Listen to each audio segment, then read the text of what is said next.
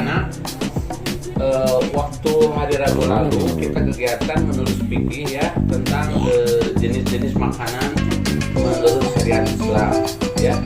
Nah tadi juga udah menulis sampai makanan yang halal dan minuman yang halal.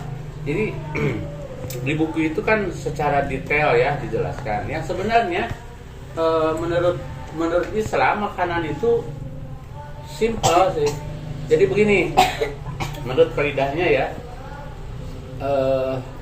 segala macam makanan halal, semua makanan halal, kecuali yang diharamkan.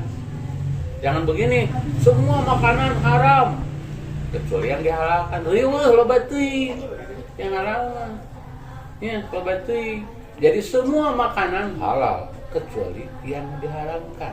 Berarti jumlah yang diharamkan itu sedikit daripada yang dihalalkan. Karena Allah menciptakan alam semesta dengan segala isinya ya, semuanya untuk dinikmati oleh manusia, oleh hamba Allah. Karena kita oleh Allah ditugaskan menjadi khalifah fil ardi, sebagai perawat pengurus dunia atau bumi ini. Lagian manusia itu ya diwajibkan ibadah menyembah kepada Tuhan, pada Allah Subhanahu wa taala. Beda dengan binatang. Dengerin, binatang-binatang itu makanannya hanya sisa manusia. Ya, manusia itu kan dimuliakan oleh Allah, ya. Walaqad karamna bani Adama. Sungguh aku telah memuliakan keturunan Adam. Keturunan Adam itu telah dimuliakan oleh Allah. Makanya makanan-makanan juga tidak sembarangan. Dipasak dulu, pakai bumbu, dienak-enake, ya kan? Dibanding-bandingnya. Coba naik Pak sekarang ke kuda makanannya apa? Paling banter rumput, paling banter huut, betul? Nggak ada. Misalnya ada variannya, kuda itu makannya ada sate kambing, nggak ada.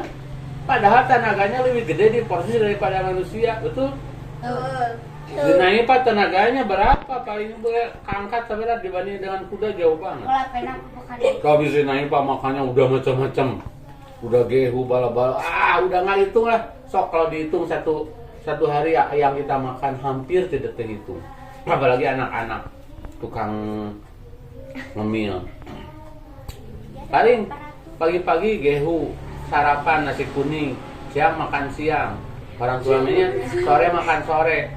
Kebanyakan makan udah tua mah obat-obatan, obat darah tinggi, obat gula, obat prostat, obat nyeri sirah. Coba kalian masih muda, segala di dahar kalian mah. Sampai cimot, cimin, cimon, cilor, cimin, cipeu, segala rupa dia makan.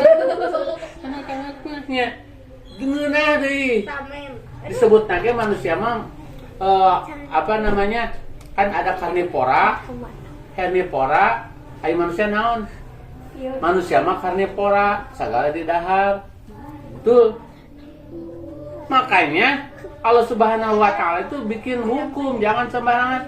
Jadi jangan sembarangan, jangan yang haram, jangan yang kotor. Sekarang binatang tidak usah dicuci, dimasak, Jadi anak-anak ada makanan yang halalan tapi tidak thayyib. Ada makanan yang halalan thayyiban. Halalan itu halal menurut agama, thayyiban baik menurut kesehatan.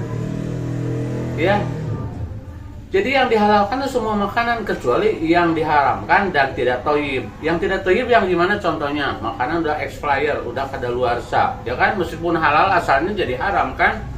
Karena bisa membahayakan kesehatan.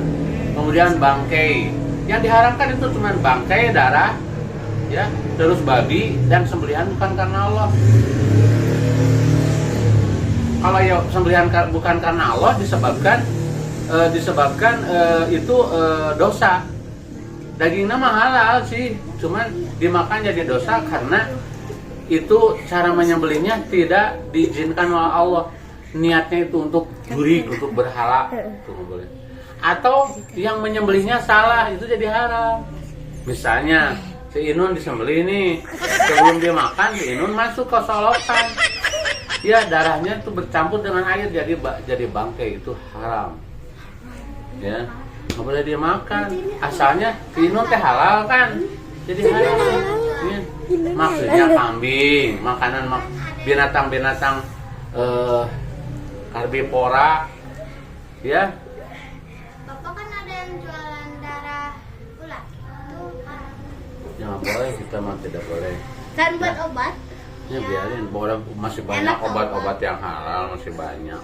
Kalau obat yang halal sudah nggak ada, baru terpaksa. Ini masih banyak obat-obatan di apotek. Tapi nah, loban. Tong diturutan, kurang. Tapi langsung jaga. Mesin canggih sama jaga diri dari Allah.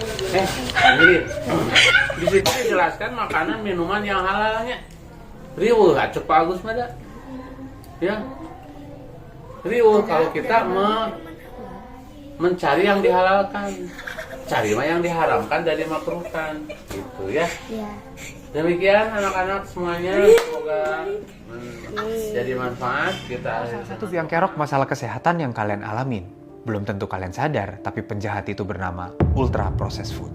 Ultra processed food adalah makanan yang sudah mengalami banyak sekali pengolahan. Dan biasanya sudah ditambahkan banyak bahan kimia seperti pengawet, perasa, pemanis, atau pewarna buatan. Seorang pria pernah mencoba memakan ultra processed food selama sebulan penuh dan lihatlah hasilnya. Beratnya naik 6,5 kilo, BMI naik 2, dan body fatnya naik 3 kg. Tapi yang gila adalah otaknya mulai menunjukkan tanda-tanda ketagihan. Lihat nggak anak kecil yang kalau nggak makan sosis atau nugget jadi nggak mau makan? Otaknya jadi merasa makanan lain itu nggak enak dan dia nggak bisa berhenti makan itu. Itulah efek jangka panjang dari ultra processed food. Lihat orang di sekitar kita yang obesitas. Makannya kentang atau kentang? Daging atau daging? Ultra processed ada di mana lagi? Brownies, cookies, permen, ice cream, mie instan, keripik, cireng, cimol, cilor, cilok, seblak, dan masih banyak lagi. Makan makanan begini kita bisa banyak kan? Iya, karena bahan kimianya justru membuat kita jadi tidak mudah kenyang. Tapi habis makan, tubuh kita justru cepat merasa lapar karena kita sebenarnya kekurangan nutrisi. Kalau keseringan makan makanan begini, di masa depan kalian akan lebih beresiko untuk mengalami obesitas, kolesterol darah tinggi, diabetes, gangguan jantung. Nafas itu anugerah, tapi tubuh tanggung jawab kita sendiri. Follow Nukleus.